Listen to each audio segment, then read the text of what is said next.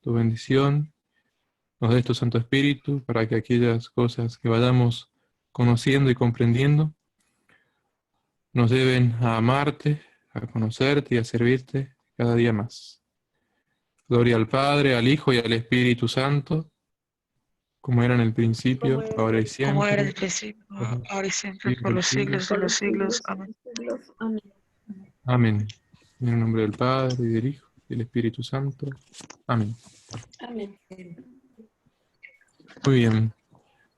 Bueno, antes de comenzar, yo quisiera responder a algo que había quedado la semana pasada, el jueves pasado. Alguien me había preguntado sobre el fundamento, tal vez magisterial, o algún tipo de fundamento con respecto a si debemos adorar o no, o la permanencia de la presencia real de Cristo en los milagros eucarísticos, ¿no?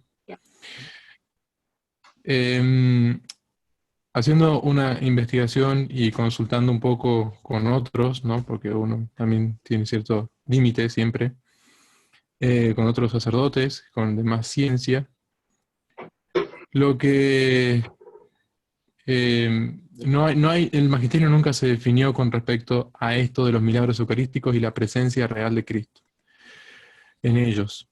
Cuando Santo Tomás toca el tema, él toca el tema en 2 artículos.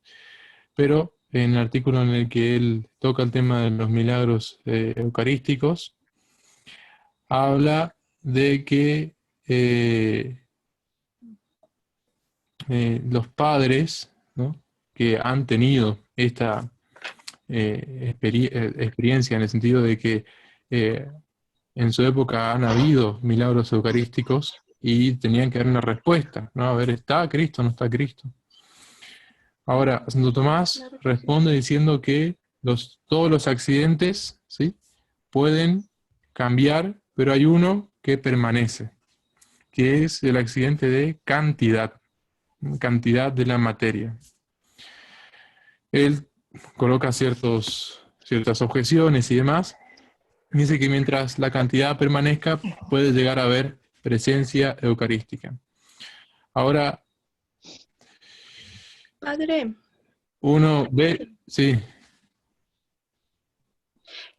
yo acabo de escuchar, porque estoy tomando unos audios de un sacerdote también, y él nos dice, por ejemplo, las contemplativas eucarísticas, las adoratrices, las contemplativas eucarísticas, pues están dedicadas a eso, estar adorando a Cristo en la Eucaristía.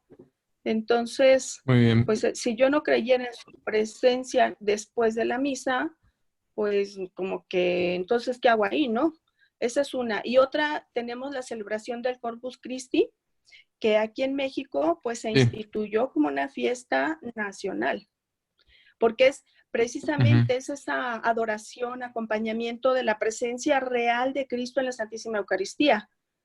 Entonces, pues yo sí creo que está Jesús realmente en la Eucaristía, porque si no, hace rato estuve aquí en la capilla, en adoración, y bueno, si no está ahí, pues ¿qué hago ahí, no? Pero esa no es la pregunta. Yo me estoy refiriendo a otra cosa. Yo me estoy refiriendo a que, por ejemplo, los milagros eucarísticos, vamos a aclarar acá, lo que había quedado la semana pasada fue eso mismo. Ahí, ¿hay presencia real o no? Esa es la pregunta que yo dije que no la vez pasada, y uno me preguntó si hay un fundamento magisterial o algo de eso. En síntesis, no hay fundamento magisterial.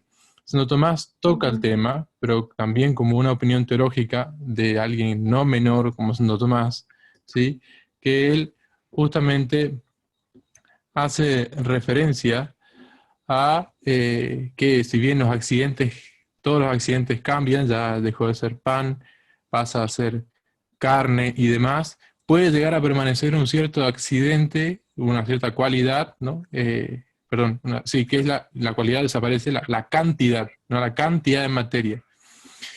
Pero Santo Tomás mismo dice que la materia del cuerpo de Cristo, él eligió el pan como tal.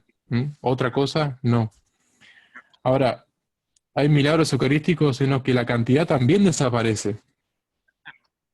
Por ejemplo, en Bolzano, si no, Bolzano, el anciano, no me acuerdo cuál de los dos, Lanciano.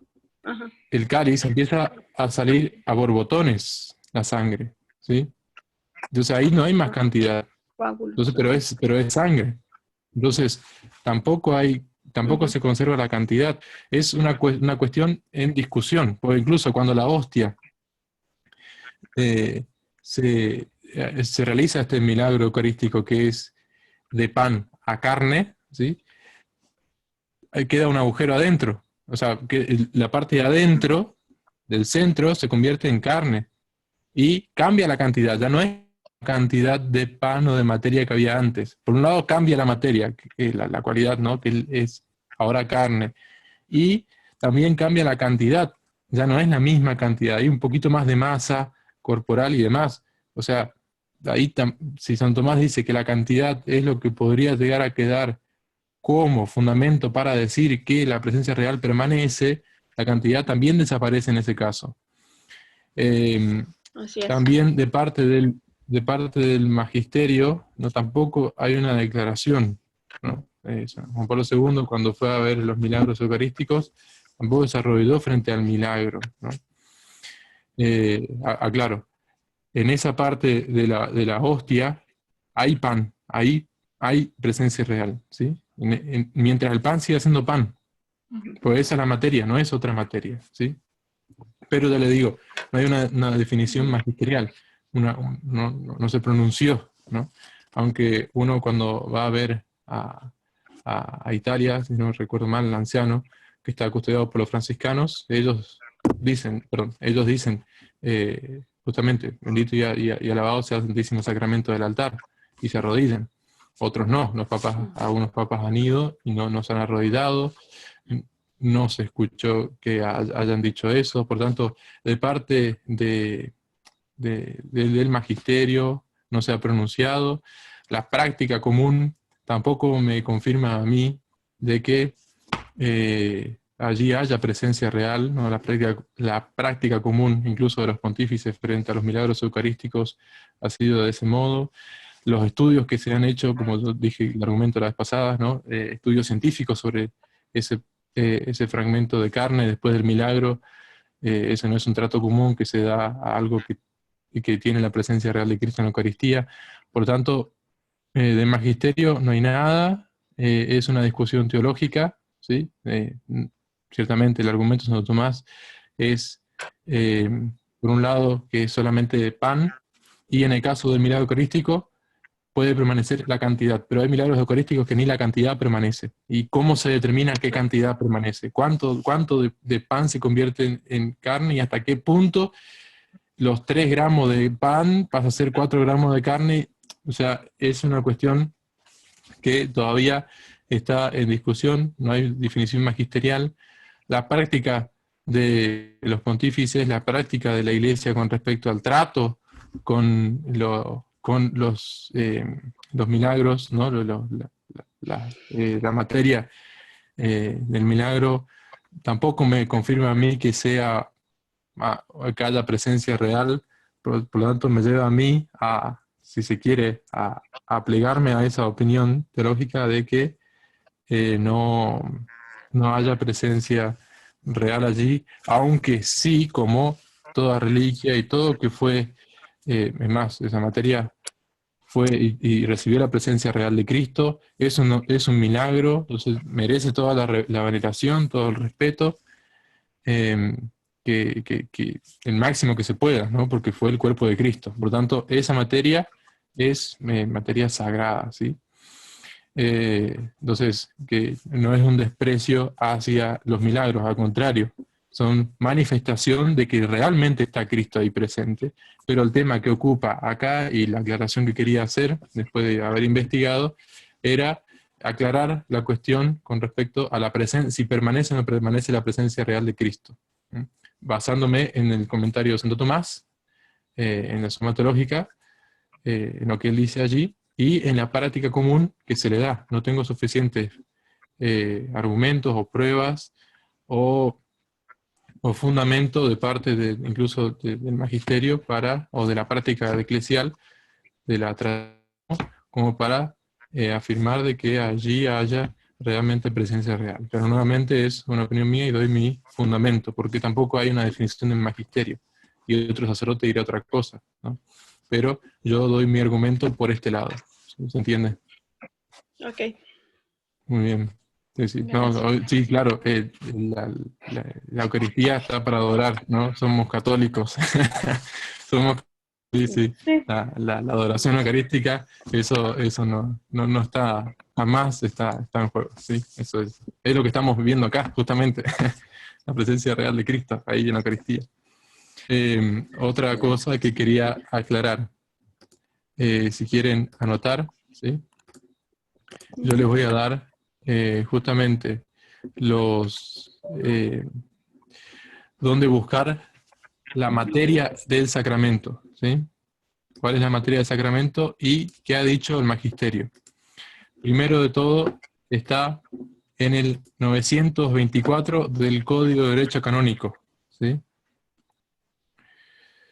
924, Canon 924 del Código de Derecho Canónico, ¿no? Universal de la Iglesia. Tiene 3 parágrafos. El primero, que tiene que ser con pan y vino, el sacrosanto sacrificio eucarístico debe ofrecerse con pan y vino, al cual se ha de mezclar un poco de agua.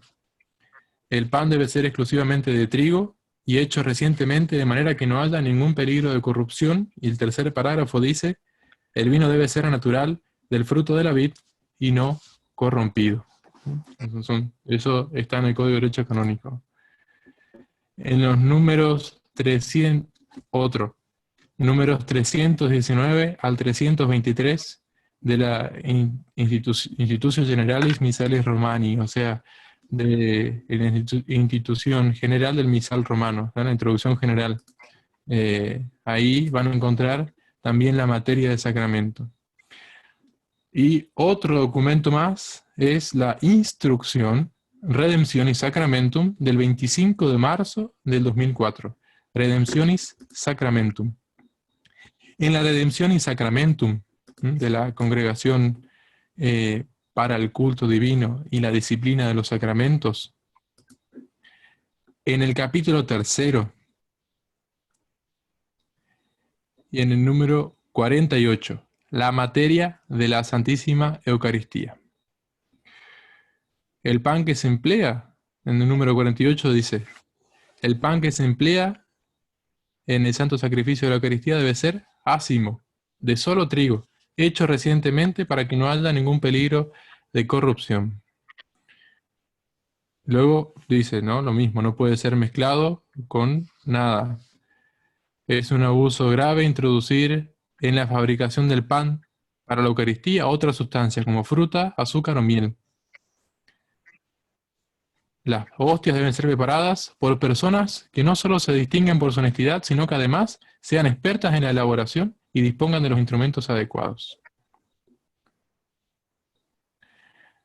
No puede constituir la materia válida el pan elaborado con otras sustancias, aunque sean cereales, ni el que lleva mezcla de una sustancia diversa del trigo, en tal cantidad que según la valoración común no se puede llamar pan de trigo. O sea, recordemos, tiene que ser pan de trigo.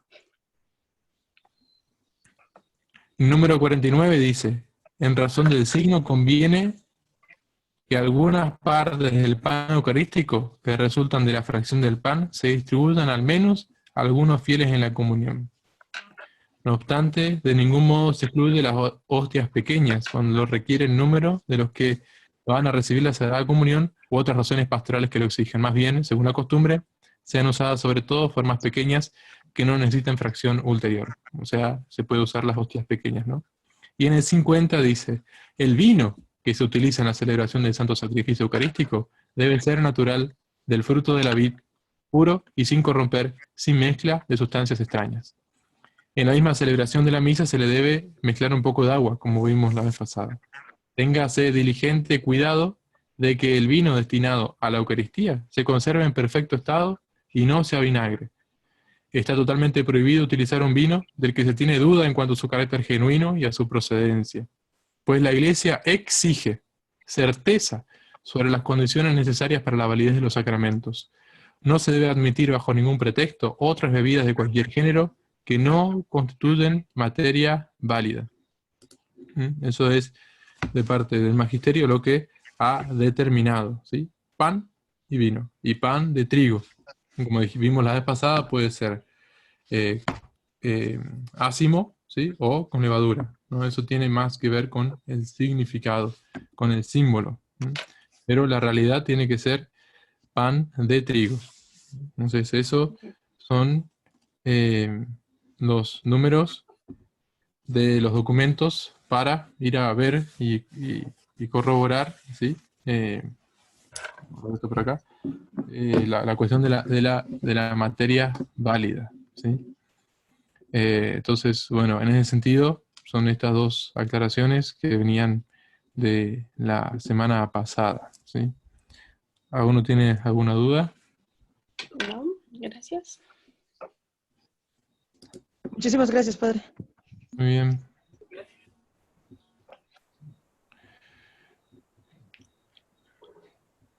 ¿Tienen llegaron a recibir el documento?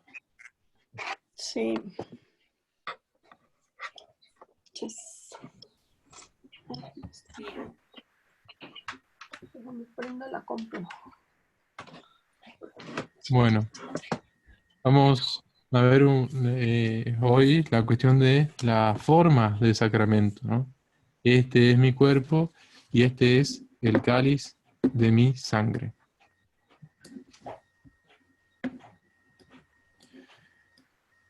Entonces, vamos a poner esto por acá.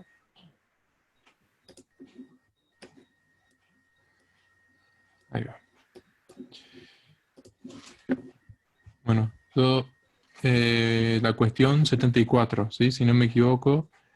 Me parece que no le puse número a las páginas. Bueno, para que se ubiquen en el material que les mandé está la catena áurea, ¿sí? El versículo bíblico, la catena áurea, después la cuestión 73, a ver, sí, la cuestión 73, y luego más abajo está la cuestión 74. ¿Sí? Habrá que buscarlo un poquito porque me olvidé de poner número en la página. La próxima les doy número.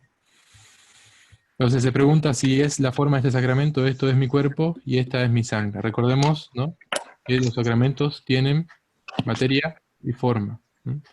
Lo que se tiene, ¿no?, el elemento natural que se utiliza, y la forma es, justamente, ilustra y manifiesta la intención del ministro, de qué se hace con eso. Por ejemplo, en el bautismo habíamos visto, es el agua. Que yo tire agua a alguien no significa nada.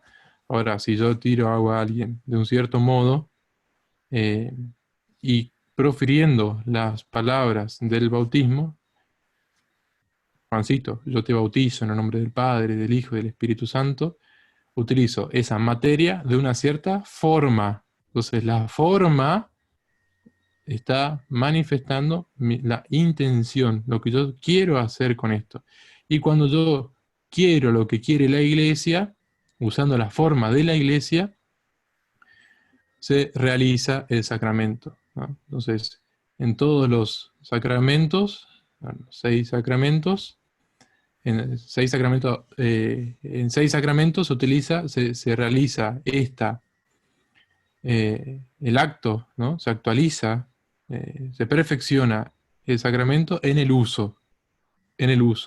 Yo te bautizo en el nombre del Padre y del Hijo y del Espíritu Santo. In uso, ¿no? Se perfecciona en cuanto que se realiza para otro, en una persona. En un sacramento, por eso dije los seis, hay seis que se perfeccionan en el uso. Y uno que se perfecciona en la misma materia. Es la materia la que se consagra y, en segunda instancia, perfecciona al individuo. que esta es la Eucaristía. La perfección de la Eucaristía, ¿no? En primer plano está la transustanciación, o sea, del pan y vino al cuerpo y sangre, alma y divinidad de Cristo, mantenida a modo sustancia en cada una de las especies consagradas. Entonces, ya tenemos una pequeña diferencia con los otros, ¿no? Que es importante tener en cuenta y volver a repetirlo para refrescar este principio. La materia y la forma de los sacramentos. Los demás sacramentos se perfeccionan en el uso de la materia y en la Eucaristía en la consagración de la materia. Eso hay que tener en cuenta. Entonces, la forma debe corresponder a la cosa, al sacramento que se está realizando. La forma del sacramento de la Eucaristía difiere, ¿no?, en la forma de los demás sacramentos en esto, en que los demás tienen y llevan consigo el uso de la materia. Pero la forma de este sacramento en la Eucaristía lleva solamente la consagración de la materia. Por eso se dice, este es mi cuerpo, este es el cáliz de mi sangre, ¿no? Yo te bautizo, yo te perdono, recibe este signo de la confirmación, ¿no? Recibe este signo de la Santa Cruz, ¿no? Es distinto. Esto es mi cuerpo y está aquí. Nuevamente, en segunda instancia, genera ese sacramento para nosotros, genera y el sacramento para el alma que la recibe. Las formas de los demás sacramentos, ¿no?, se profieren en nombre de la persona del ministro. Yo te bautizo, recibe, ¿no?, yo te perdono, ego te absolvo, demás cosas, ¿no? Pero en este sacramento las palabras que se pronuncian se profieren en nombre de la persona del mismo Cristo que habla.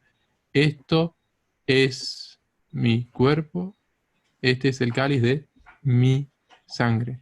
Es en nombre del mismo Cristo, para dar a entender que el ministro, en la realización de este sacramento, no hace más que proferir las palabras, o sea, es instrumento de la causa primera, es instrumento de Cristo, ¿no? El sacerdote se hace realmente otro Cristo, es otro Cristo, y incluso usted perfecciona, o sea, es el momento culmen, es el momento donde más plenamente es sacerdote en la consagración del pan y del vino, porque allí él presta toda su voluntad, todo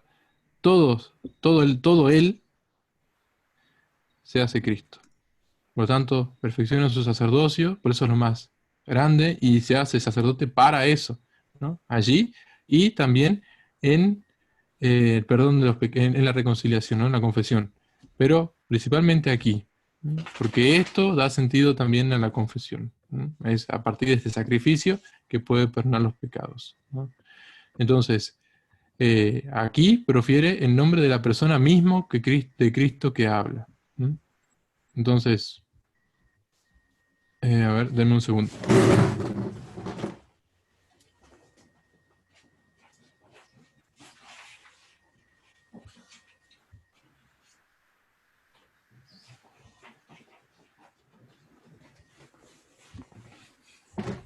Ahí está. Disculpen.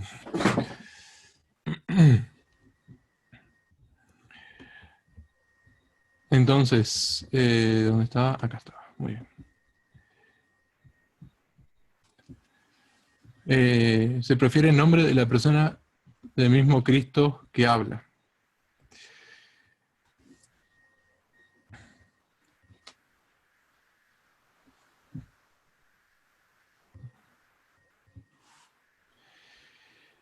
Si el sacerdote, por ejemplo, no tenemos un caso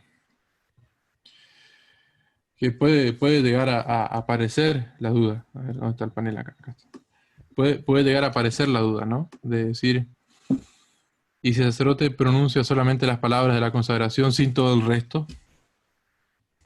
¿Consagraría o no consagraría? ¿Qué dicen ustedes? Yo agarro ahora pan y digo las palabras con la intención de consagrar, ¿no? No solamente digo las palabras, porque uno a veces dice las palabras conversando con alguien en la mesa con un pan, ¿no? Y uno no tiene la intención de consagrar, no es que el sacerdote estaba conversando con alguien con un pan de trigo así en el almuerzo, y dice las palabras porque está conversando con otro, porque le está comentando y consagra. Imagínense qué lío, ¿no? No podría conversar directamente del tema. Hay que ponerle intención, ¿sí? Hay que poner intención. Yo quiero, ¿no? O sea, la voluntad libre, ¿no? Es decir, yo como ministro quiero consagrar esto. Entonces, ¿qué dicen ustedes? Más allá de que uno ponga la intención, póngale que uno pone la intención, pero no dice todo el resto de la misa, no, no dice todo el resto ni lo que está antes ni lo que está después, simplemente dice las palabras Yo con la pienso intención de que sí. consagrar. ¿Consagra o no Yo pienso, consagra? No, yo pienso que sí porque hay materia, forma e intención. Están los tres elementos. Sí, hay ministros, ¿no? Tiene que ser ministro válido. Está Perdón, bien, y el ministro yo no válido. expliqué eso, pero sí hay que tener en cuenta eso, ¿no? No Y puede el hacerlo ministro válido. cualquiera. Sí, sí, ministro válido y con intención. pero ¿y qué pasaría, padre, si hay, por ejemplo, en el momento del ofertorio que también hacen como una, no, la oración, todo esto no tiene que estar forzosamente para que haya consagración? En el ofertorio es en donde van preparando, ¿no? El agua, el vino, Claro, todo estos momentos. se ¿Es ofrece, necesario? sí. Sí. Pero la pura fórmula de consagración, usted dice que con la pura fórmula de consagración ya queda consagrado. No. Pienso que es necesario todo. Escuchemos a Santo Tomás, ¿no? Acá él se pronuncia. Dice, es necesario afirmar que si el sacerdote profiriese solamente las palabras referidas con intención de realizar el sacramento, lo realizaría. O sea, sí consagraría.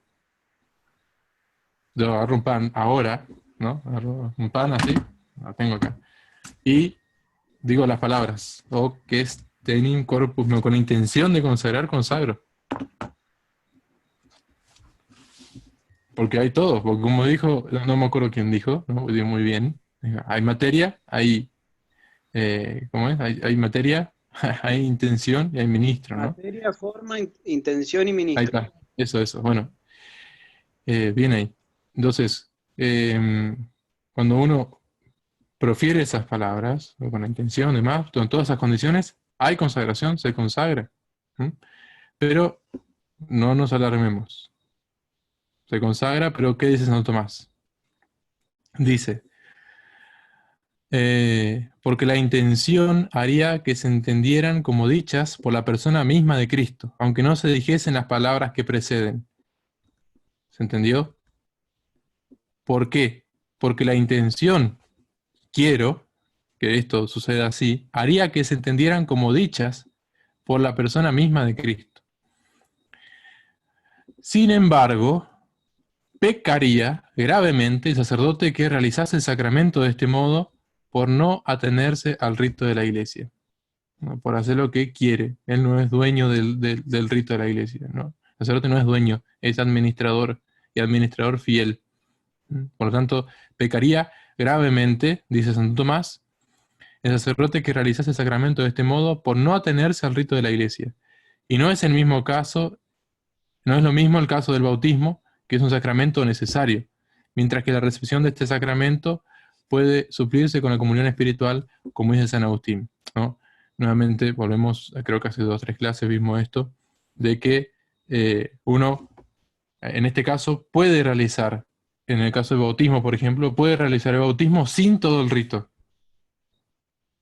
Si yo, una criatura, está falleciendo, está muriendo, voy, le echo gotitas de agua con la fórmula de la consagración, perdón, con la fórmula del bautismo, lo bautizo, ¿sí? No pasa nada, está bien, hay que hacer eso, ¿sí? En caso de emergencia, uno puede prescindir de la forma, pero ahí porque es necesario, porque está la salvación del alma en juego, ¿sí? O del adulto, quien sea, ¿no? La alma ahí, primero de todo, agua, tengo agua.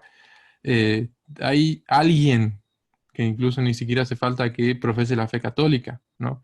Con que quiera hacer realmente lo que hace la iglesia o porque conoce a la persona y es católica, los padres son católicos y él quería bautizarse, va y alguien, un budista, va y lo bautiza con la fórmula que él sabe que es esa fórmula con agua, tiene intención de hacerlo, ¿no? Aunque no profese la fe, tiene intención de bautizarlo porque este hombre lo respeto y lo quiero, va y lo hace, bautiza, es Cristo quien bautiza, ¿sí? Porque es necesario. Entonces ahí la iglesia no anda que sí, que no, que hace la fórmula que decís esto, que no decís aquello. No, ahí, o que hacer todo el rito. Después se completa el rito si la persona se salva. ¿Mm? Por eso es importante cuando uno hace un bautismo de socorro, o bautismo así, de este modo, después decir a los padres que completen el rito con los óleos, vayan a la iglesia, completen el rito, ¿no? Entonces después se hace todo el rito, toda la forma del rito, sin el bautismo porque la criatura ya está bautizada. Pero están todos los demás auxilios del rito católico, ¿no? Por lo tanto, ahí sí es necesario. Y no hay pecado. No hay pecado si uno bautiza así, de ese modo. Ahora, no hay pecado porque eso es urgente. Es necesario para la salvación. Ahora, ¿qué necesidad hay que yo consagre de ese modo el pan y el vino?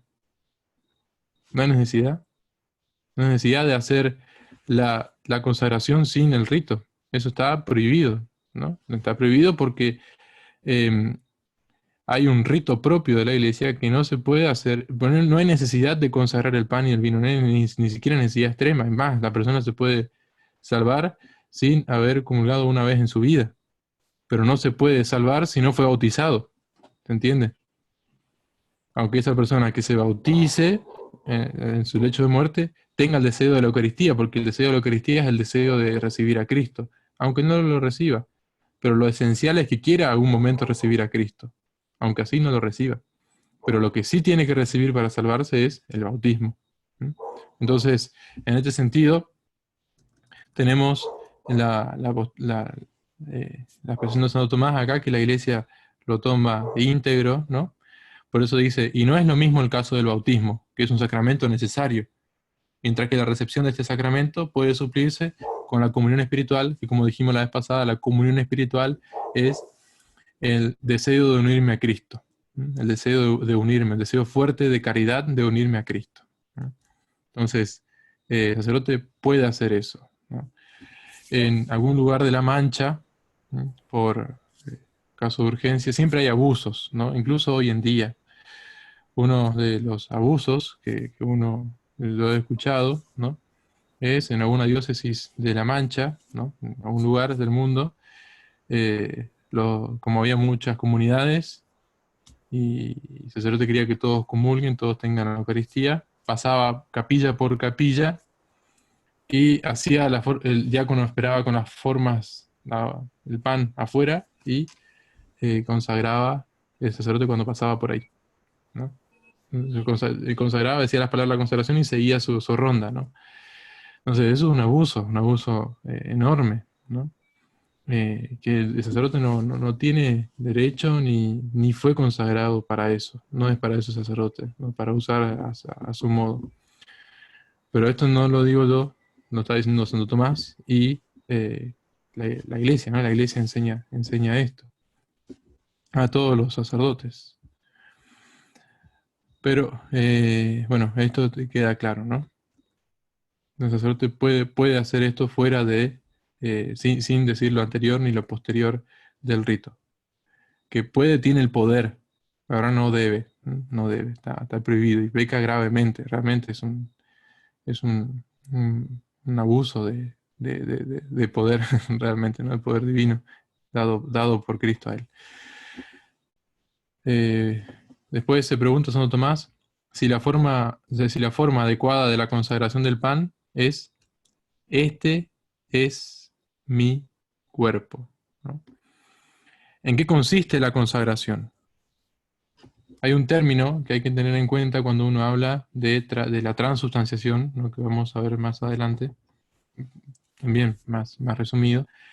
Es un término que se llama propiamente conversión, ¿no? Conversión, porque tampoco se transforma, no hay un cambio de forma, ¿no? Porque la forma se mantiene, no se llama, se transforma, no se le dice que el pan se transforma en el cuerpo de Cristo. No hay una transformación en el término propio de la palabra, ¿no?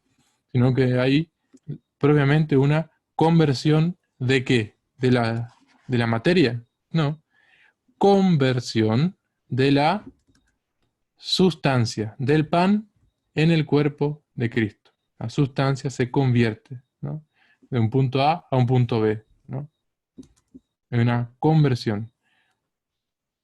La forma del sacramento significa, o sea, me está diciendo qué es lo que está pasando, ¿sí? La forma del sacramento significa lo que el sacramento hace. ¿Qué hace el sacramento? Produce la conversión del pan al cuerpo. O sea, la conversión de la sustancia del pan en la sustancia de el cuerpo, sangre, alma y divinidad de Cristo. Aunque los accidentes se mantienen, la sustancia, que es lo que sostiene los accidentes, cambia. Cambia. Hay una conversión. No es instantánea, ¿no? Es en el momento. No hay que mientras tanto no hay nada, ¿no? Es instantánea. Esta conversión tiene, ¿no? Tenemos que considerar tres cosas. La conversión en sí, que es el punto de partida y el punto de llegada.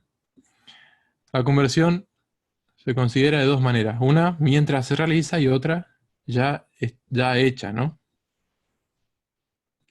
Pero esta conversión sabemos que no es en cuanto que se va convirtiendo, sino en cuanto ya realizada. La vemos en cuanto se realiza. No hay un instante en el cual no hay nada, ¿no? No hay ni pan ni cuerpo. Es instantánea, ¿sí? Se obra instantáneamente. Primero, porque la conversión, como dijimos, no es sucesiva. No es que hay una cosa, después viene otro, ocupa el lugar, ¿no? No es que estaba esto, después está lo otro. Sino se llama instantánea. En las mutaciones instantáneas, el hacerse se identifica con el estar realizado. No es que se va haciendo, sino que se hace, ¿no? Se intercambia directamente una cosa por la otra, ¿no? Una conversión, se convierte. Las formas sacramentales sirven para significar el efecto del sacramento, ¿no? La forma sirve para significar. O sea, me está diciendo qué es lo que está pasando. Así como las formas artísticas sirven para representar el efecto del arte, ¿no? La forma artística, ¿no? Es el arte que se manifiesta. Y esta forma se expresa en la conversión como ya terminada. Ahora vamos a ver, ¿no? Es necesario indicar los extremos de la conversión y cómo están en el momento de la conversión ya realizada. El punto de llegada tiene la naturaleza propia de la sustancia. O sea, el punto de llegada, a donde estamos llegando, ya tenemos la realidad. Cuando llegamos, ya está la realidad hecha. Está la realidad presente, perdón. No, hecha no. Pero el punto de partida no conserva la sustancia, sino solamente los accidentes, lo que podemos ver. El punto de partida de la conversión es el pronombre demostrativo, ¿no? Esto es mi cuerpo. Esto que está acá, esto que ven, ¿no? Es mi cuerpo. Referido a los accidentes sensibles que permanecen, mientras el punto de llegada se indica con un sustantivo. Esto es mi cuerpo. Mi cuerpo. El cuerpo de Cristo en su integridad y no solamente la carne. La forma es, este es mi cuerpo, ¿no? Esto es mi cuerpo. ¿Qué es mi cuerpo? Esto que está acá. ¿Y cuándo se realiza la conversión? Al finalizar la pronunciación de las palabras. Esto es mi cuerpo. Esto es mi cuerpo, ¿no? En cuanto se dicen las palabras, Cristo nos está diciendo, esto es mi cuerpo. Esto en cuanto a accidentes. Y mi cuerpo en cuanto a sustancia. Lo que ven es esto. Lo que está es mi cuerpo. ¿Entiende? Por eso es adecuado, lo más adecuado es decir, esto es mi cuerpo. Esto que ustedes ven, que huelen, que sienten, que degustan, es que mi cuerpo, lo que no se ve. Tanto estas palabras indican la conversión. Nos están expresando qué es lo que se convierte en qué. La sustancia se convierte, hay una conversión de la sustancia de pan al cuerpo de Cristo. Pero permanece esto que ustedes ven, permanece, y lo que cambió es el pan en mi cuerpo. Por lo tanto, es muy adecuada que la fórmula de la consagración, o las palabras de la consagración, sea, este es mi cuerpo. Porque el efecto de esta consagración no es el hacerse, no es que, bueno, que se haga, sino el estar hecho. Esto que está acá. No es que mientras estoy diciendo va cambiando, no hay que utilizar la imaginación en el sentido que puede llegar a ser tentador decir, mientras el sacerdote está diciendo esto se va transformando algo adentro. No, esto es mi cuerpo. Se acabó. Hay una conversión instantánea, en ese instante. Esto es mi cuerpo. Por eso, en la forma tradicional, ¿no? Perdón, vamos a utilizar el término propio actual, en la forma extraordinaria del rito romano, al terminar de decir las palabras de la consagración, el sacerdote se arrodilla primero. Él adora primero. Después hace la elevación y luego vuelve a arrodillarse. Porque no, el sacerdote con ese gesto de la primera genuflexión está reconociendo que después de las palabras que él profirió, nos está, con la genuflexión, nos está diciendo, se consagró, aquí está presente. Por eso no antes, ni siquiera lo hace arrodillado, o ni siquiera lo hace mientras se arrodilla.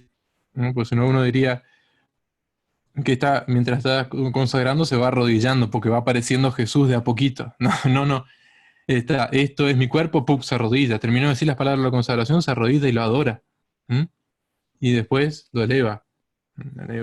Justamente, la elevación tiene el origen en que el pueblo pueda reconocerlo, adorarlo, y después vuelve a adorar a Jesús, vuelve a adorar al sacerdote, a Cristo presente allí. Entonces, por eso estas palabras de la consagración tienen que ver con esta realidad, la realidad de la conversión de la sustancia del pan en la sustancia del cuerpo de Cristo. Ahora vamos con la forma. ¿Alguna pregunta con respecto a este? Vamos a la forma de la consagración del vino, ¿sí? Dice, este es el cáliz de mi sangre, ¿no?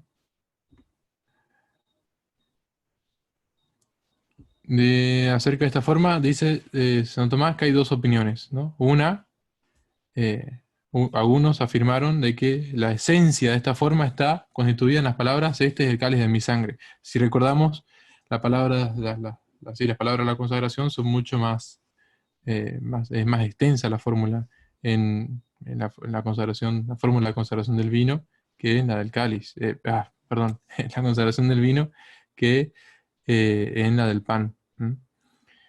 Pero dice Santo Tomás que este es el cáliz de mi sangre.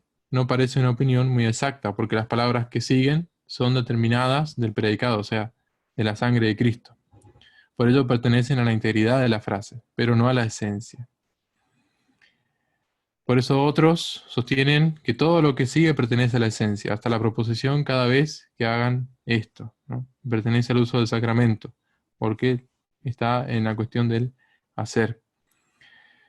Pero Santo Tomás dice, hay que decir que todas estas palabras, ¿no? Este es el cáliz de la nueva, este es el cáliz de la nueva alianza en mi sangre, es decir, todas estas palabras pertenecen a la esencia de la forma. Pero las primeras palabras, este es el cáliz de mi sangre, significan precisamente la conversión del vino en la sangre. este es el cáliz, nuevamente, esto es mi cuerpo, este es el cáliz, no en cuanto que el cáliz se consagra, ¿no? Hay que tener cuidado también con eso. No en cuanto que se consagra el cáliz, sino que lo hace a modo de referencia a lo que el cáliz contiene, ¿no? Pásame la jarra. Bueno, la jarra, cuando uno pide que alguien le pase la botella, le está diciendo, pásame el vino que está adentro, pero uno dice, pásame la botella, ¿no? Entonces el otro entiende que la botella que está ahí, pasa la botella para que abrazar la botella y quedarse ahí. No, no se queda con la botella, uno quiere el contenido. Lo mismo ahora, el Señor se está refiriendo al contenido. Este es el cáliz, ¿no? Porque recordemos toda la significación del cáliz, ¿no? La cuarta copa y demás, que tenía que ver con el rito de la Pascua judía y demás. Pero en lo que es la materialidad o de las palabras, tiene que hacer referencia al contenido, no al cáliz. No se consagra al cáliz, ¿no? Sino se consagra el vino contenido en él.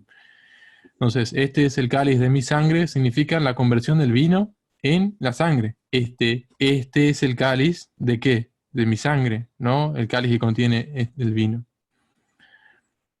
Y las palabras siguientes designan el poder de la sangre derramada en la pasión. Un poder que se efectúa en este sacramento y se ordena a tres cosas. Entonces, se consagra a tres cosas. La primera y principal, o sea, ¿cuál es el poder que se hace presente en ese sacramento? ¿No? Porque recordemos, con la consagración del pan y del vino, ¿no? Está Cristo completo allí, ¿no? Tanto en el pan como en el vino. Pero el vino significa más el sacrificio, ¿sí? El cáliz de la nueva alianza, que se consuma no solamente con la entrega del cuerpo, sino también con la totalidad de la sangre derramada por muchos, por ustedes y por muchos.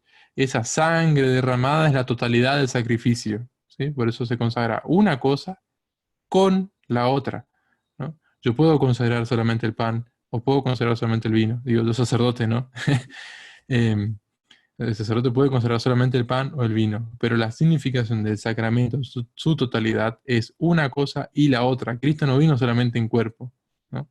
Cristo no derramó, no dio solamente su cuerpo, dio su cuerpo con su sangre y derramó su sangre, que derramar el sangre hace referencia también a al sacrificio, al sacrificio del Cordero, que también se derramaba la sangre sobre el pueblo para el perdón de los pecados. Entonces, esto de derramar la sangre tiene un significado de la totalidad del sacrificio, cuerpo y sangre. Por lo tanto, el poder que se efectúa en este sacramento se ve principalmente retratado o significado en la consagración del cáliz, de la sangre. Y se ordena tres cosas. La primera, alcanzar la vida eterna. Hebreos 10:19. Tenemos plena seguridad de entrar en el santuario, ¿por qué? Por el poder de su sangre. Y para indicar la nueva y eterna alianza. Segundo, a la justificación de la gracia, que es el fruto de la fe. En Romanos 3:25 y 26 dice, a quien Dios ha propuesto como medio de propiciación por la fe en su sangre, y para que Él sea justo y justificador de los que creen en Cristo. Y para indicar esto se dice Mysterium Fidei, ¿no? Aquí Don Tomás va desarrollando en las siguientes frases de la palabra de la consagración qué es lo que va significando. Nueva y eterna alianza, la vida eterna. El misterio de la fe, ser justificados por la gracia de Cristo. Y la tercera, para remover los obstáculos, ¿no? Que será derramada por ustedes y por muchos. Los obstáculos, ¿qué obstáculos? ¿A qué? A la gracia, ¿no? O sea, remover los pecados, como se dice en Hebreos 9:14. La sangre de Cristo purificará nuestra conciencia de las obras muertas, o sea, de nuestros pecados. Y para indicar esto se añade en la fórmula entera de la consagración que será derramada por vosotros y por muchos para el perdón de los pecados. La vez pasada ya habíamos indicado qué significaba este por muchos y no por todos. Santo Tomás después, más adelante, él explica, ¿no?, de que este por ustedes puede referirse al pueblo judío y por muchos a los gentiles. Habíamos visto la vez pasada de que, jueves pasado, de que la fórmula de la consagración, cuando se pasó a español, ¿no?, decía, justo se hizo la traducción, decía por ustedes y por todos, ¿no? Varios obispos escribieron y pidieron la corrección, que sea, no, que se vuelva a la traducción, que la traducción sea fiel al promultis, promultis, por ustedes que están aquí, y por muchos, que también puede significar aquellos que reciban y acepten la gracia. Los que reciban, que puede significar eso, que los que reciban, pues no son todos los que van a recibir, ¿no? Sabemos el misterio de iniquidad y la libertad humana puede rechazarlo.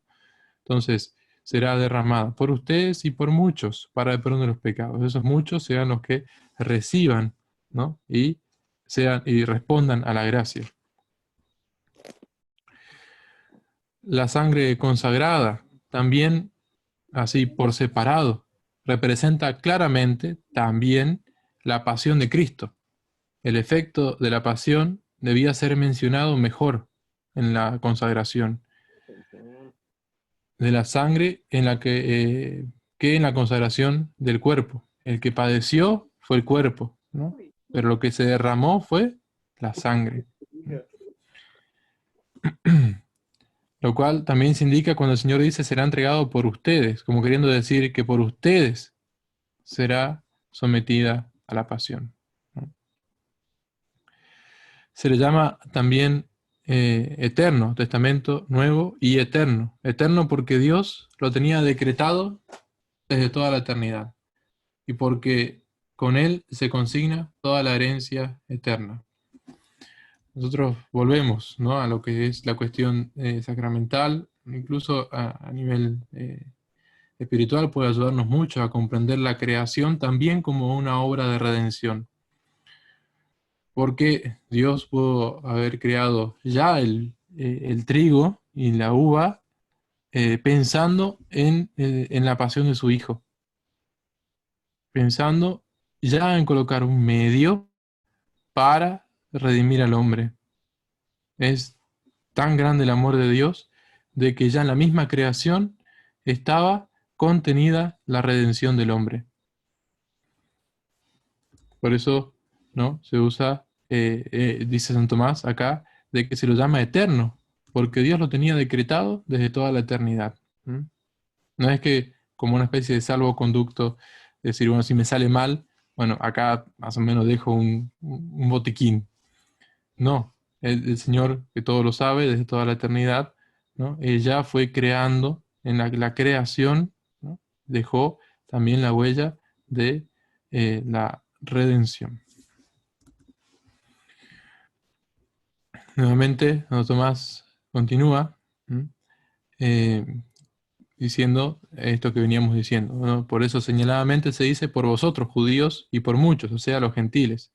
O también por vosotros, los que coméis, y por muchos, por quienes se ofrece, ¿no?, los presentes y los que no están presentes, ¿no?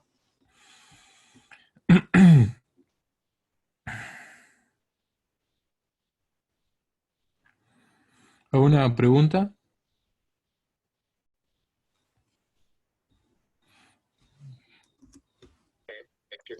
No podremos. Hasta el momento no. Bueno, vamos a hacer una pausa, ¿qué les parece? Vayan anotando alguna pregunta, alguna cosa que quieran preguntaros dentro de 5 minutitos, ¿sí? ¿Puede ser? Ahora, se pregunta Santo Tomás en el artículo 4, si hay en las palabras de las formas un poder creador, realizador de la consagración. En las palabras de la forma, de la fórmula, tiene que haber un poder creado, ¿sí?, no creador, perdón, un poder creado, o sea, un poder dado por Dios, ¿no?, capaz de realizar la conversión de este sacramento. Hay un poder, las palabras tienen poder, ¿sí? Por eso, nuevamente, las palabras unidas a la intención tienen un poder, tienen poder, ¿sí? Para realizar la consagración, para realizar la conversión de la sustancia del pan en la sustancia del cuerpo. Pero este poder es instrumental. Es instrumental. Lo mismo que en los otros sacramentos. Pero estas palabras se profieren en la persona del mismo Cristo.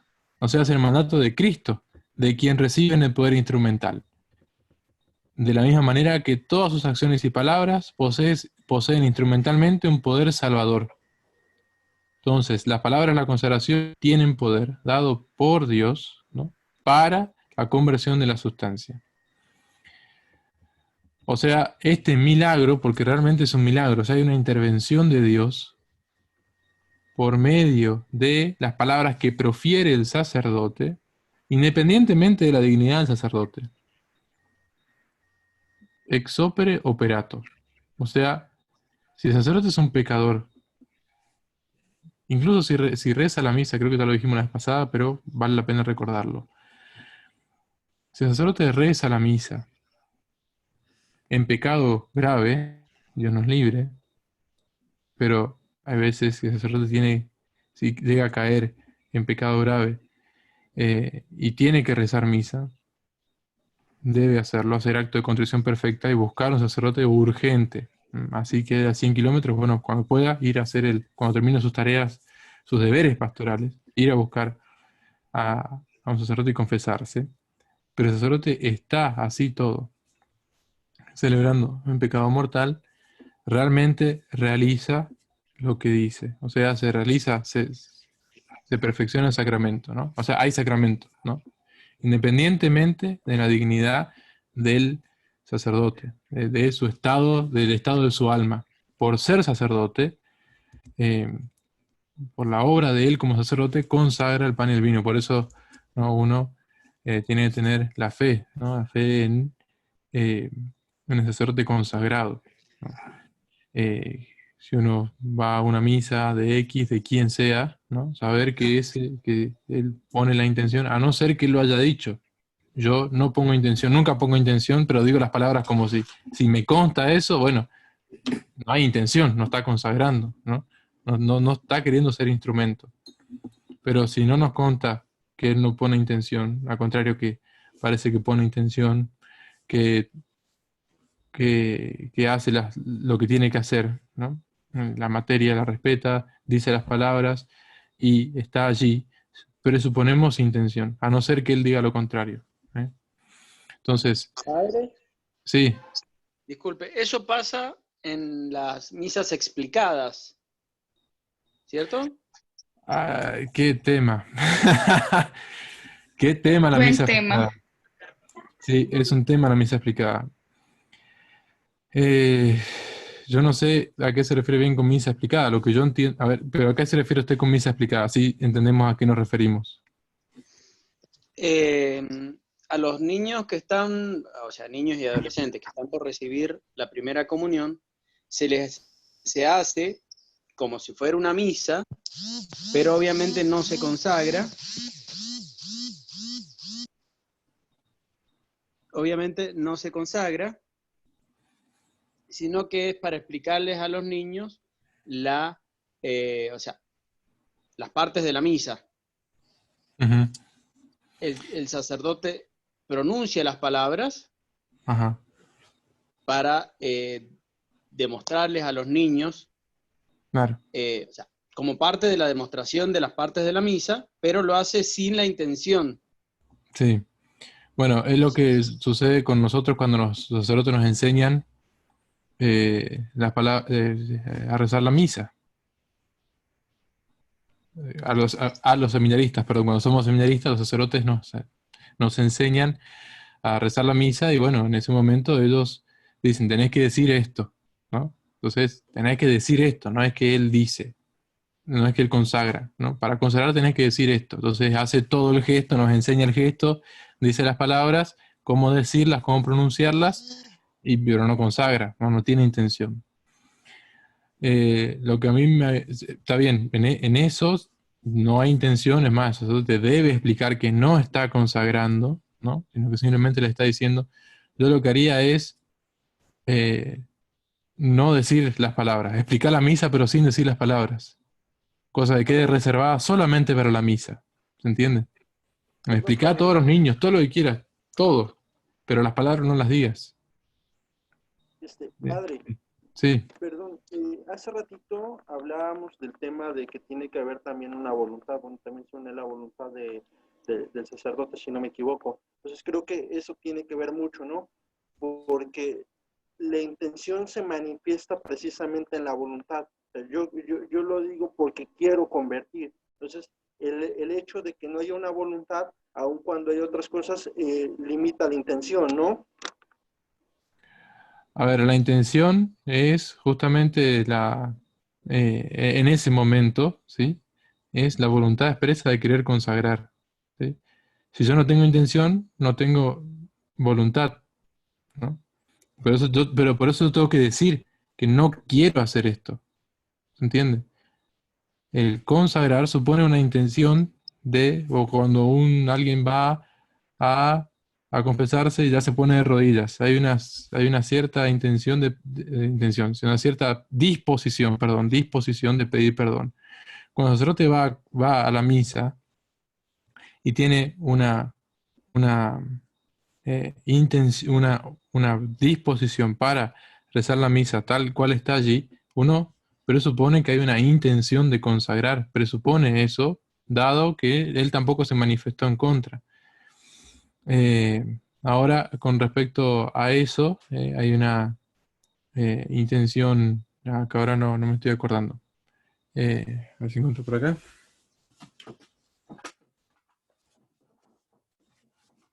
Para no decir macana, ¿no? Porque uno a veces lo dice, no sabemos todos.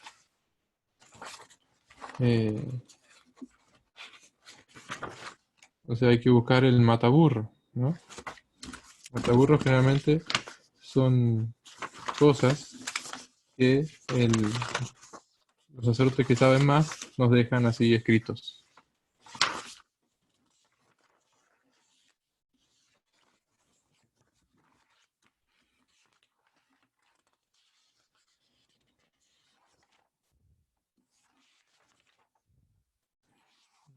Bueno.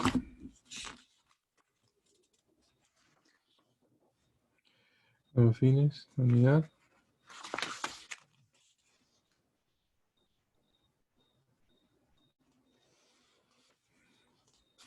No, acá está hablando de... No, bueno, es el querer, la intención acá está.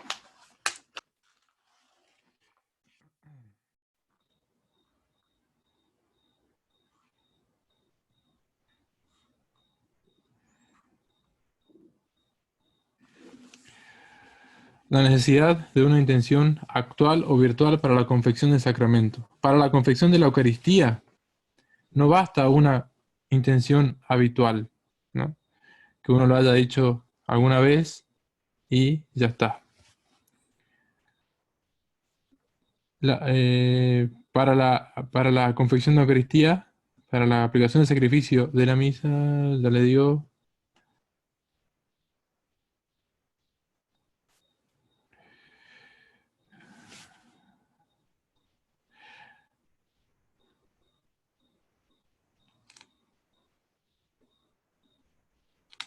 Tiene que ser actual. Yo quiero hacer esto aquí. No lo estoy encontrando. Así con las palabras técnicas, ¿no? Y quisiera realmente dejarlo bien claro, pero no lo estoy encontrando a esto. Por lo tanto, voy a explicar por arriba, ¿no? Lo que es, pero sin mucho detalle porque no estoy encontrando. Entonces, la intención es querer hacer esto, ¿sí? Querer hacer esto. Yo quiero hacerlo para este fin. Entonces, la voluntad es la intención en ese momento, ¿no? Yo quiero hacer esto. Y tiene que estar, ¿no? Tiene que estar. Tiene que estar en ese momento para realizar el sacramento. Por eso el sacerdote en ese momento no tiene que tener toda la atención puesta, ¿no?, allí y querer hacer eso, ¿no?, independientemente de la dignidad del pecado, de si está en pecado o en gracia, del estado de su alma, no que realmente querer hacer eso, que es lo que uno presupone, a no ser que él haya dicho que no quiere hacerlo y nunca pone intención de hacerlo. No sé si respondí a la pregunta, pero... Yo creo que sí, bueno, yo sí más o menos entiendo que sí va ligado a eso. La voluntad con la intención, van muy de la mano, y bueno, si no hay la voluntad de querer hacer las cosas, se rompe la intención, ¿no? O si realmente si la intención no está de querer hacerlo, pues se entiende que no hay una voluntad específica. Yo creo que sí se entiende ahí, creo que podría ser un cambio de palabra lo de voluntad con intención, y que van ligadas, no sé si me equivoco en ese sentido.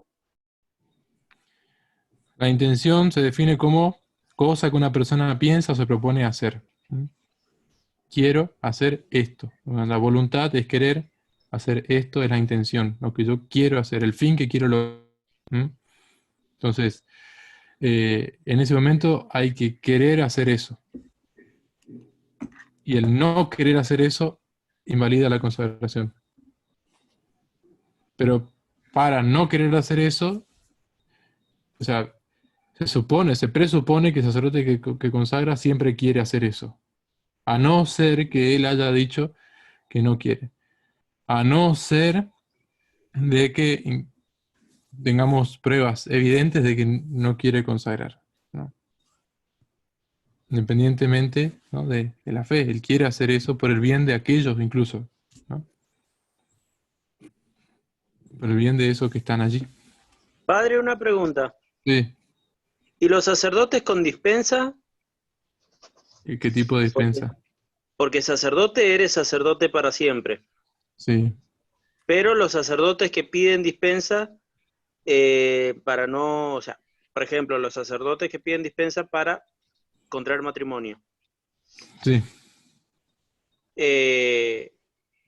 Sé que, o sea, o tengo entendido que no dejan de ser sacerdotes, sino que la dispensa es para no celebrar, no presidir misa. Ajá. No pueden seguir consagrando. ¿Hay alguna circunstancia en especial en la que puedan consagrar? Por ejemplo, está la posibilidad de, o sea, conservan la posibilidad de dar la extrema unción, eso sí. Digo, ¿hay alguna posibilidad de que vuelvan a consagrar? O sea, ¿alguna excepción una vez que han recibido la dispensa? ¿Me explico la pregunta o soy muy...? No, sí, entiendo. Yo no sé la cuestión jurídica, ¿no? Lastimosamente no estoy ahora capacitado para poder responder esa pregunta en la cuestión jurídica.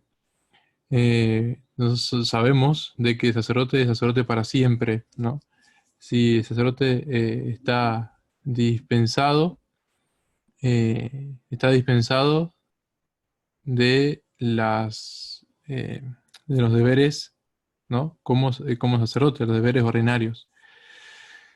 Pero también se le quitan las licencias para celebrar misa y para confesar.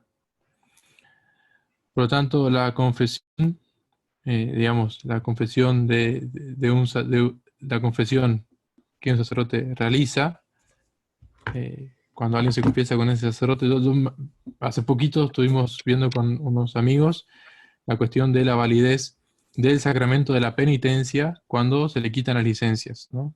Que según el Código de Derecho se vuelve inválido porque no hay un obispo, que es el que tiene el poder de atar y desatar, de darle las licencias. Por lo tanto, no se puede confesar sin licencias.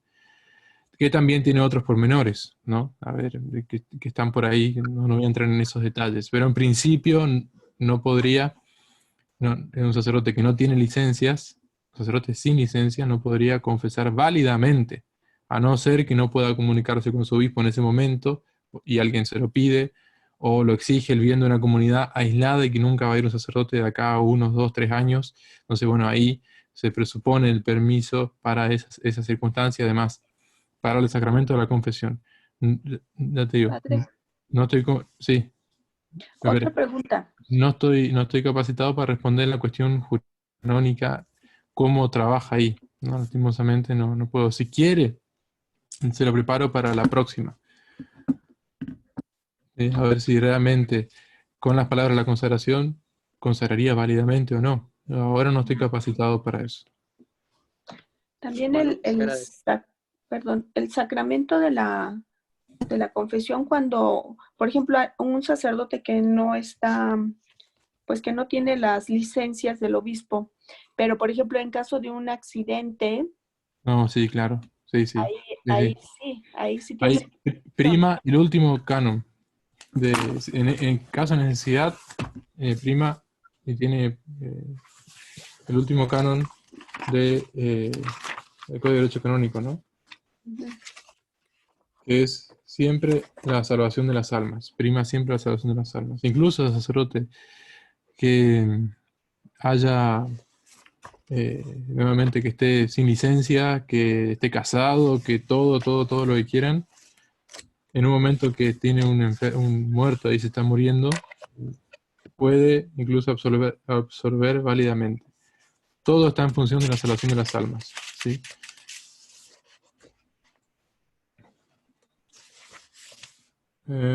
Sí, Padre, sí. un sacerdote jesuita en España estuvo confesando por teléfono. Salió la noticia. Entonces, ¿fueron válidas sus confesiones a No, moribundos?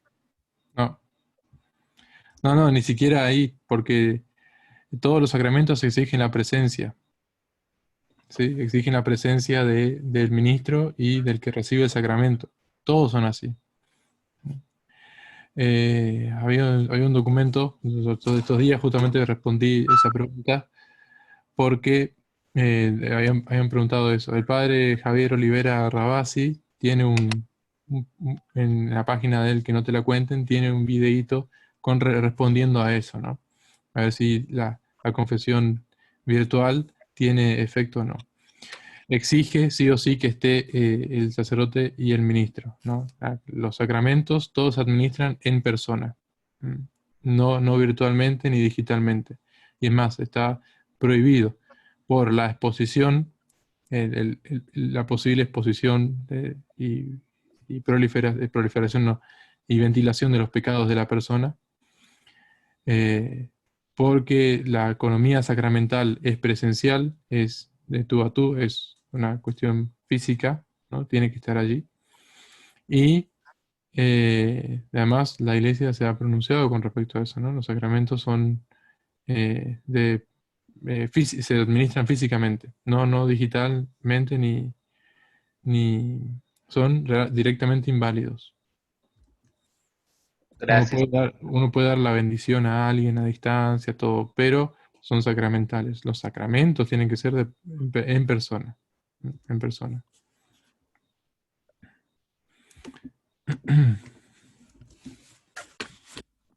Segundo, esperando acá. Gracias. Sí, hubo mucha confusión con respecto a eso. Lastimosamente.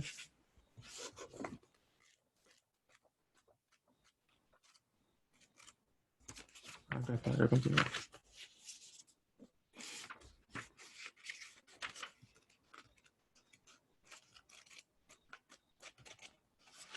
No estoy encontrando acá un librito.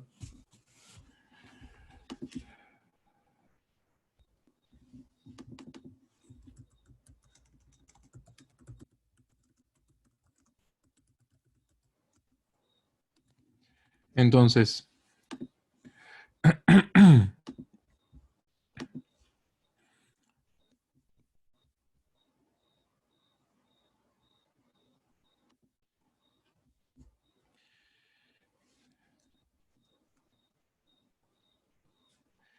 El canon 1752.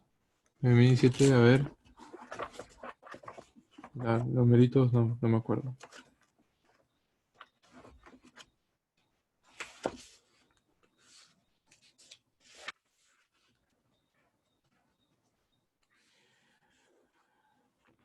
Guardando la equidad, dice, en las causas de traslado, con respecto al traslado de los párrocos, se aplicará las prescripciones del canon 1747, guardando la equidad canónica y teniendo en cuenta la salvación de las almas, que debe ser siempre la ley suprema de la Iglesia.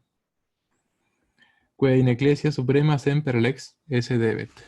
Es la salvación de las almas, ¿no? Entonces, en ese caso, se aplican en muchos casos, ese principio se aplica en, si quiere, la dispensa de algunas circunstancias que pueden llegar a peligrar la salvación de un alma, como en el caso de sacerdote que está casado, ya hace rato que no, que está casado además, y se le presenta a alguien que se está muriendo, o él tiene la oportunidad de estar ahí en el momento de la agonía de alguien que se muere, y bueno, él puede dar la absolución, escuchar la confesión y absolver.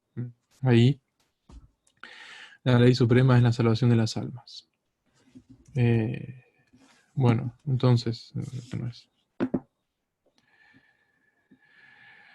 El poder que tiene el poder que tiene el sacerdote en las palabras de la consagración es instrumental. Instrumental. Porque ahí está, eso era. Pues es un milagro. Realmente es un milagro. Hay una intervención de Dios en la materia, ¿no? Es un milagro, una intervención directa de Dios en la materia.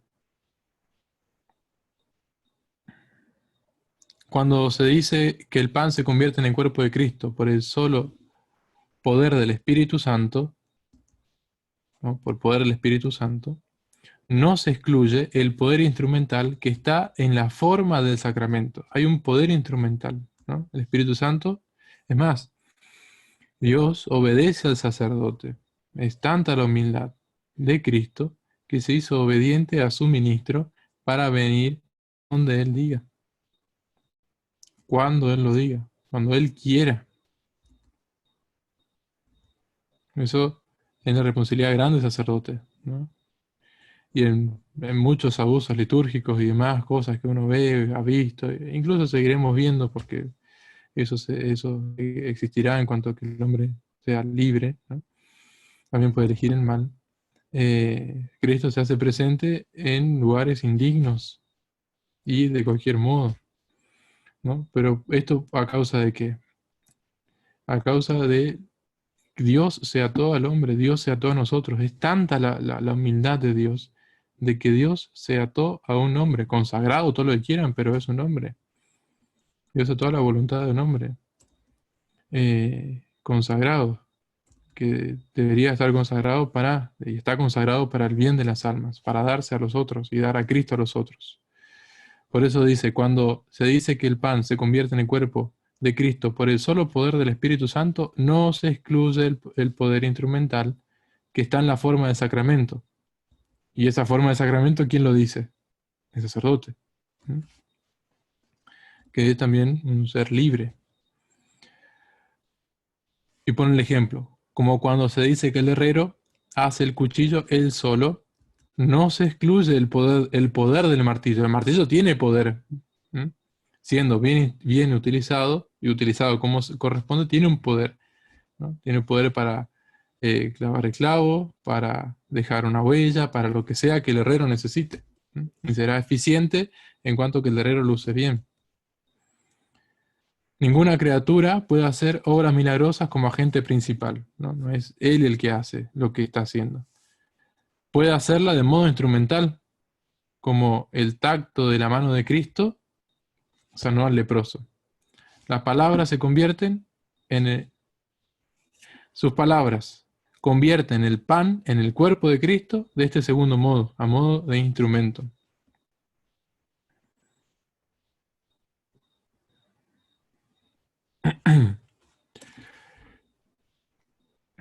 Las palabras con que se hace la consagración actúan sacramentalmente, ¿no? La actuación sacramental es esto, signo sensible y eficaz de la gracia. Signo sensible y eficaz. Siendo signo sensible porque escuchamos, oímos, vemos, ¿no? Tocamos, y eficaz porque realmente realiza lo que está diciendo, ¿no? Actúan sacramentalmente. Por tanto, el poder conversivo que hay en las formas, el poder de conversión, ¿no?, que hay en las formas de sacramento, sigue al significado de las mismas. Un significado que queda realizado con la pronunciación de la última palabra. El significado queda realizado, ¿no?, lo que significa, se hace presente en la pronunciación de la última palabra. Por eso, en el último instante de la pronunciación de las palabras, estas palabras reciben el poder instrumental. Pero en realización con lo que precede. O sea, todo esto que dije se hace realidad en el momento final. ¿No? Ahí volvemos a lo que dijimos hoy. Esto es mi cuerpo, ¿no? O que estén in corpus meum. Y el sacerdote se arrodilla. Ahí recibió el poder, ejerció el poder. Y este poder es simple con respecto a lo que significan. Aunque las palabras proferidas externamente hay una cierta composición. Muchas palabras, pero un solo poder. En el artículo 5 pregunta si estas formas son verdaderas. Él termina diciendo que sí, ¿no es cierto?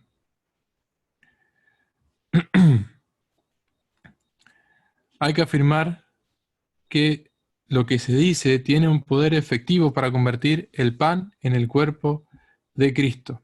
¿Mm? Realmente hay un poder, ¿no? Y son las formas verdaderas.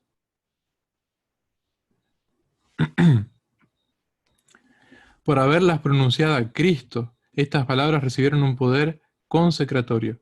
Cualquiera sea el sacerdote que las diga, es como si el mismo Cristo presencialmente las pronunciase.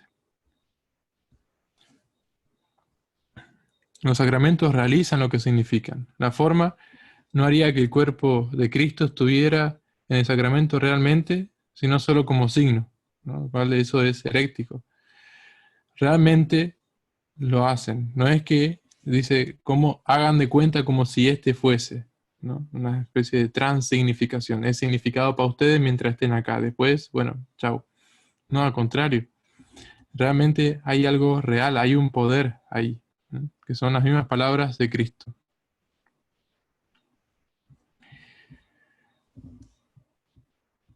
Y termina con el artículo 6, toda la cuestión, preguntándose si produce su efecto la forma de la consagración del pan antes que se termine la consagración del vino. ¿Se entendió? A ver, ¿se consagra el cuerpo separado del vino o espera el Señor hacer las palabras, que el sacerdote pronuncie las palabras de la consagración para hacerse presente en el cuerpo y en la sangre? Eso es lo que se pregunta, ¿no? Y él dice, no es que espera al segundo para consagrar el primero. Santo Tomás afirma nuevamente lo que venimos diciendo desde hoy. La significación de esta frase, o sea, esto es mi cuerpo, está dicho en presente. No dice, esto será mi cuerpo, ¿no? Aguantá un poco que consagre este hombre el vino. No, está diciendo, esto es mi cuerpo, porque es lo que está haciendo ahí en ese momento, en presente. Este es el cáliz de mi sangre, ¿no? Entonces, consagra el cuerpo y consagra el pan, perdón, consagra el cuerpo y la sangre, ¿sí? La consagración es separada, pero se realiza uno y luego el otro. No es que se esperan mutuamente. La significación de esta frase se realiza. Lo que significa se realiza apenas termina de pronunciar las palabras. ¿no? Uno cuando va a la misa puede decir, bueno, ¿a qué momento se consagra? ¿A qué momentos sí, no? Acá cuando dice sangre, cuando dice mí, cuando dice... No, cuando termina, ahí se consagró. El poder lo recibe al terminar la fórmula. Es preciso que la cosa significada se haga presente inmediatamente, pues ella es efecto de este sacramento. El efecto del sacramento es la presencia real de Cristo por medio de la transubstanciación. Pero el efecto propio de la Eucaristía es, mira, el efecto principal de la Eucaristía es hacer a Cristo presente realmente bajo las especies eucarísticas.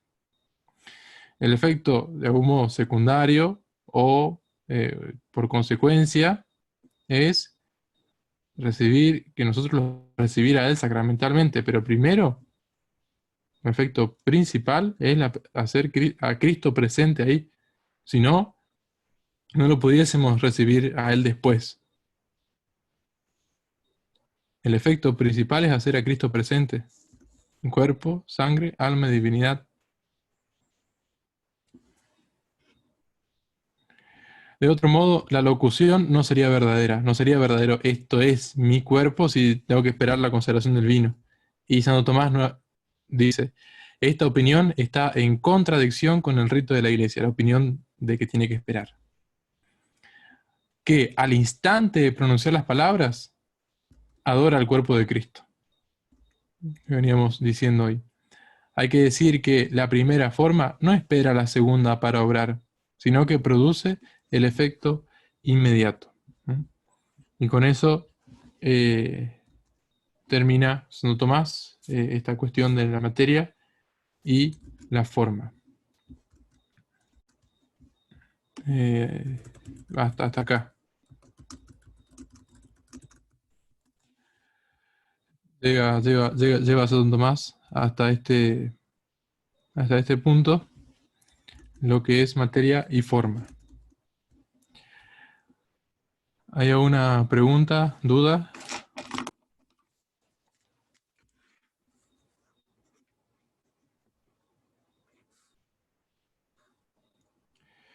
Voy a anotar acá la pregunta de hoy, que quedó ahí. Ahí está. Muy bien. Bueno, a ver, los encargados del Ateneo. Sí, padre. Vamos a hacer una oración y después vemos algunos detalles de organización, ¿puede ser? Sí, como ustedes lo determinen. Bueno, así, si quiere después cierran la grabación acá y nos acomodamos las cuestiones más prácticas.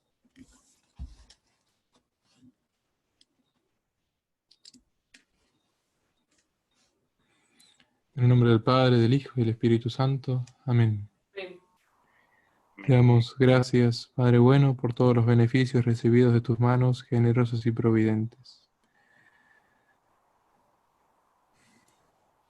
Pedimos a María Santísima, que ella nos cubra con su manto y nos lleve siempre a amar más a Jesús Eucaristía.